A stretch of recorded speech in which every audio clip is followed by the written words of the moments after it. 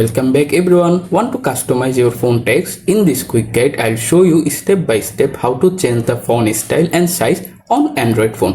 It takes less than 2 minutes to set up. Let's jump right in and transform your device display.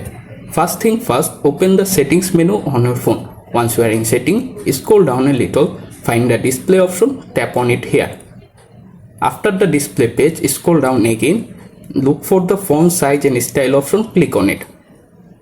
Then tap on the font style option. Here you can see the all font available listed there. If you decide to download a new font, tap on the download font option at the bottom and wait to open the menu and download any font. For example, this video I am already download on my phone, so this time not be download required. Now choose the font if you like. For example, I am set Gothic bold font, so click on it and automatically set it.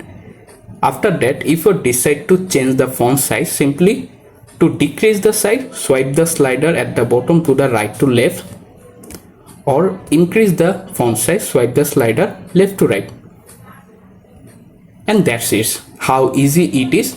If this guide helped you out, drop a like and subscribe for more quick Android tips.